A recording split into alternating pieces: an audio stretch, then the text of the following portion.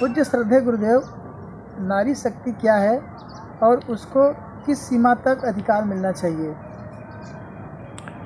ओम या देवी सर्वभूतेषु श्रद्धारूपेण संस्थिता नमस्तस्यै नमस्तस्यै नमस्तस्यै नमो नमः।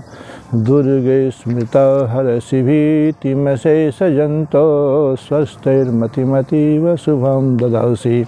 दारिद्र्यदुःखभयार्णिका तदन्या सर्वोपकारकरणाय सदाद्रचित्ता सर्वोपकारकरणाय सदाद्रचित्ता। देखिए, नारी शक्ति त्याग की प्रतिमूर्ति है, सहन की गंभीर समुद्र है और जगत को, राष्ट्र को उन्नत उठाने वाली सबसे बड़ी संगठन शक्ति है। उसी के भीतर सृजन की शक्ति भी है, संहार की शक्ति भी है और रक्षा की शक्ति भी है। परमात्मा को भी त्रिगुणात्मिका प्रकृति शक्ति के रूप में ही दर्शाई जाती है।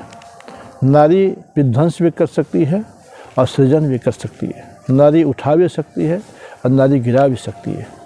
नारी अभिन्न मित्र बन करके साधक को उन्नति की राह में चला भी सकती है और जीवन साथी को गड्ढे में गिरा कर तहस नहस भी कर सकती है। इसलिए नारी क्या है? नारी वास्तव में एक प्रकार से विद्युत का भयंकर स्वरूप भी है। जैसे बिजली का सदुपयोग किया जाता है तो वह अनेकों प्रकार सुख देती है, पर यदि नंगे तार के साथ खेला जाता है तो वह छिन्न भिन्न करके व्यक्ति को नष्ट भी कर देती है, विनाशकारी भी हो जाती है। तो इसलिए नारी का बहुत महत्वपूर्ण स्थान है। संसार में संतान को ले आने वाली नारी होती है। त्याग का प्रारंभ नारी से होता है।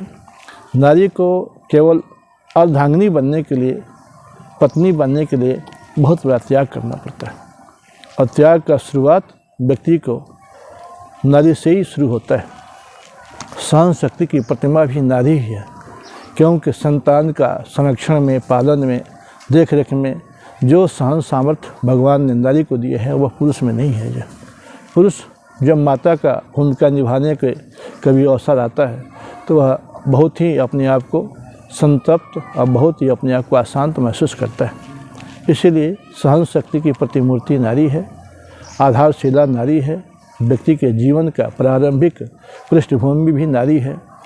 इसलिए भगवान ने सृजन की शक्ति अपने पास रखते हुए नारी को बहुत सी अपूर्व शक्ति प्रदान किया है। नारी चाहे तो वह बच्चे को ऐसा निर्माण कर सकती है, 5 साल तक गर्भ से लेकर के 5 साल तक ऐसा निर्माण कर सकती है जो निर्माण का काम 25 वर्ष तक कोई आचार्य विश्वविद्यालय का कभी भी नहीं कर सकता।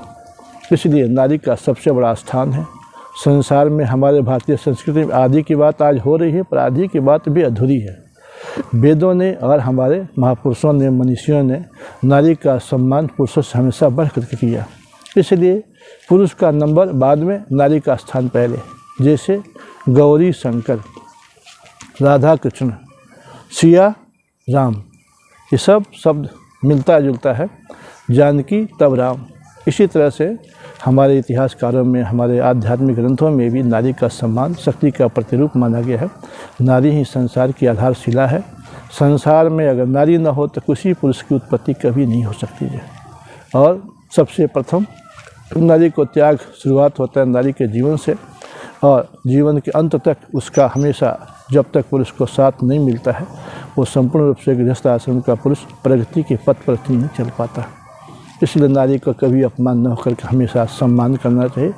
उनको हमेशा उनके दिए हुए उपकारों को, दिए हुए उपकारों को, सम्मान को, प्रेम को कभी ठुकराना नहीं चाहिए। सबसे प्रथम पूजनीय नारी है। यदि कोई सन्यासी हो और इतना महान हो जाए, इतना महान हो जाए कि सब संसार उसके आगे नतमस्तक होता हो, उस सन्यासी के सामने भी यदि माता उपस्थित हो जाए जन्मदाता, तो उसको सम्मान करना चाहिए। भले ही संसार उसको सम्मान देता हो, पर सन्यासी को सम्मान नारी को, माता को हमेशा देना चाहिए। इसलिए नारी के हाथ में परमात्मा ने बहुत बड़े निर्माण की सामग्री, बहुत बड़ी सामर्थ्य दे रखी है। यदि इसका सदुपयोग किया तो राष्ट्र सुधार होकर के उन्नति के शिखर पर राष्ट्र पहुंच सकता है। इसलिए माताओं को अपनी जिम्मेदारी संभालना चाहिए। ऐसे संतान राष्ट्र को देना चाहिए कि राष्ट्र चमक जाए। राष्ट्र उन्नत हो जाए, राष्ट्र कभी पतन की खाई में न गिर जाए।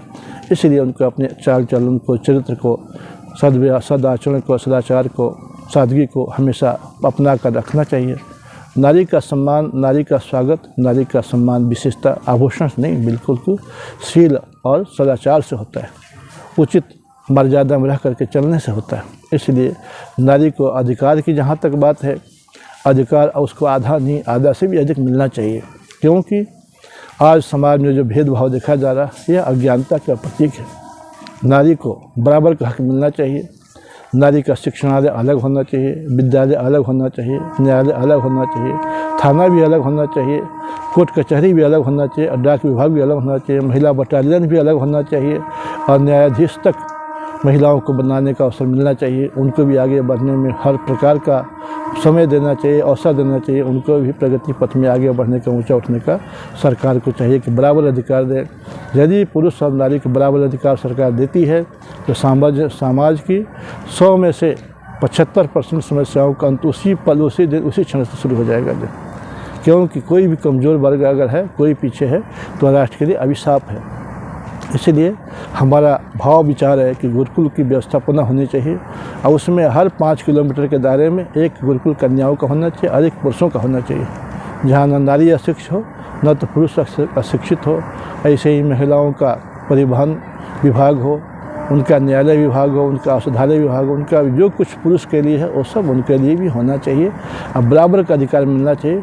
33 नहीं 50 होना चाहिए और हर क्षेत्र में उनको बराबर की भूमिका निभाने के लिए तैयार रहना चाहिए। क्योंकि आज के समय में प्रयोगात्मक रूप से देख लिया गया कि नारी चाह ले किसी भी क्षेत्र में पुरुष से पीछे नहीं हो सकती है। इसलिए उनकी शक्ति को, उनका सामर्थ्य का हमेशा देश के उज्जवल बनाने में, राष्ट्र को उन्नत करने में, समाज को व्यवस्थित करने में उपयोग होना चाहिए। क्योंकि जब हम आधे शरीर को उसका अंग मानते हैं, वामांग है नारी, अर्धांगिनी है नारी, तो हमारे आधे अंग का उपयोग उपेक्षित नहीं होना चाहिए। यदि हमारा आधा अंग को हवा मार देता है तो आधा भाग भी बेकार हो जाता है, सामर्थ्यहीन हो जाता है, शक्तिहीन हो जाता है, अशक्त हो जाता है। इसलिए हमको और हर राजनीतिक पुरुषों को चाहिए, हर दूरदर्शी पुरुषों को चाहिए, हर मनुष्यों को चाहिए, हर विचारशील पुरुषों को चाहिए कि नारी को उचित सम्मान दे, राष्ट्र के निर्माण में उनकी भूमिका को स्वीकार करे, उनको भी ऊँचा उठाए, अब पुरुषों को वर्ग को भी ऊँचा उठाए। कोई भी कमज़ोर न रहे, कोई भी पीछे न रहे, कोई भी अवोन्नत न रहे, कोई भी प्रगति से वंचित न रहे, कोई ऊंचा उठने से वंचित ना रह जाए। इसलिए नारी सामर्थ्य को भी जगाना चाहिए, नारी शक्ति को बढ़ाना चाहिए, उनको सम्मान उचित मिलना चाहिए, उनका गरिमा में स्थान प्राप्त होना चाहिए।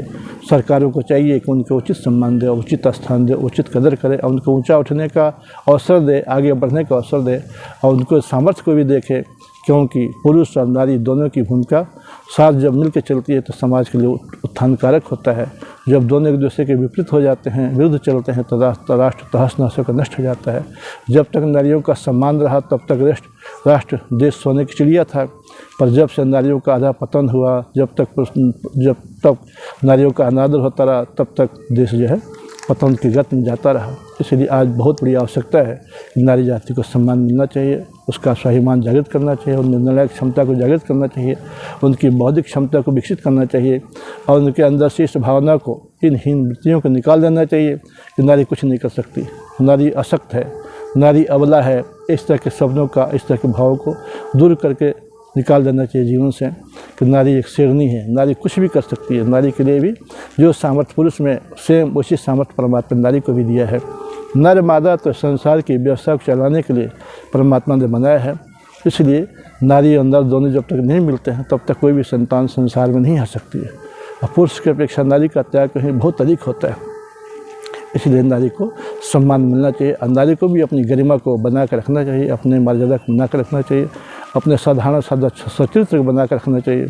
क्योंकि धन गया कुछ नहीं गया, तन गया तो थोड़ी सी हानि हुई, पर यदि चित्त चला गया तो सर्वस्व नष्ट हो गया। इस बात को नारी को भी समझना चाहिए और पुरुषों को भी समझना चाहिए कि सब कुछ खो करके भी अपने चरित्र को, अपने कैरेक्टर को बचाने के लिए कभी पीछे ना हटें, हमेशा तत्पर रहें, अपनी शादी को बनाए रखें, वेशभूषा को सजा करके, शरीर को तन ढक करके चलें और अपनी सीमा में रहें, मर्यादा में रहें। इसी में नारी जाति की सुरक्षा है, समाज की भी सुरक्षा है, राष्ट्र की भी सुरक्षा है। और अपराधीकरण जब तक दोनों मिल करके दूसरे का सहयोगी बनकर नहीं चलेंगे तब तक अपराधीकरण नहीं मिट सकता है। इसलिए यदि सरकार को अपराध हटाना है, आपसी विरोध वर्ग को घटाना है, तो उचित है उसको कि सबको उचित सम्मान दे, उचित स्थान दे, आगे बढ़ने का उचित सबको अवसर दे, किसी के अंदर हीनता की भावनाओं को न रहने दे, किसी को पीछे न रहने दे, तभी राष्ट्र ऊंचा होता है। इसलिए नारी को सम्मान पुरुष से भी अधिक मिलना चाहिए, पुरुषों द्वारा भी सम्मान मिलना चाहिए। नारी भी अपने सम्मान को बचाए रखने के लिए अपनी सुरक्षा स्वयं करे। यदि हम उच्छृंखल होंगे, हम उल्टे पथ पर चलेंगे, बच्चों के लिए हम हर तरह से जो कुत्सित राह में चलाएंगे, गलत राह में चलाने के लिए उनको बढ़ावा देंगे, तो बच्चे हमारे लिए, राष्ट्र के लिए घातक साबित होंगे, परिवार के लिए बेहिसाब साबित होंगे। इसीलिए चाहिए कि नारी जाति को अपनी महत्ता को समझना चाहिए, उनको गरिमा को, अपनी महिमा को जानना चाहिए, क्योंकि नारी दोनों थी। एक तरफ मंथरा भी थी, तो एक तरफ कौशल्या भी थी, एक तरफ सुरुचि भी थी, तो एक तरफ सुमित्रा भी थी। इन नारियों का त्याग देखिए, एक तरफ पन्नाधाय थी, पन्नाधाय का त्याग भी इतना महान है कि राष्ट्र के स्वर्णिम अक्षरों में लिखा जाना चाहिए। इतिहास के स्वर्णिम अक्षर हैं जो पन्नाधाय का इतिहास है, जीजाबाई का इतिहास है, महाराणा प्रताप की जो है माता थी, उसका भी अपना महत्वपूर्ण इतिहास है। नारी जाति गरिमा अत्यंत महत्वपूर्ण है। नारी जाति है चाहे तो राष्ट्र के लिए ऐसा महापुरुष पैदा कर सकती है, ऐसा महापुरुष को जन्म दे सकती है जो राष्ट्र की उन्नति के अंतिम शिखर तक पहुंचा सकता है। और ऐसे कलंकी पुरुष को भी पैदा कर जो राष्ट्र को कलंकित कर दे, बदनाम कर दे, माता पिता के नाम को रोशन करने की जगह बदनाम कर दे। इसलिए हर माताओं को चाहिए कि सिर संतान को उत्पन्न दें जो सभ्य हों, शालीन हो, राष्ट्र के लिए सर्वस्व त्याग करने के लिए तत्पर हों, जो ज्ञान में, बल में, धन में, वर्चस्व में, सामर्थ्य में सब तरह से उन्नत हों और समाज को उन्नत बनाने की सोचने वाले हों। नारी शिक्षित होना चाहिए, विदुषी होना चाहिए, राष्ट्र की निर्मात्री होना चाहिए, परिवार को शांति का वातावरण में रख करके संतान को सुयोग्य बनाने की प्रयत्नशील होना चाहिए। इति ओम सत्।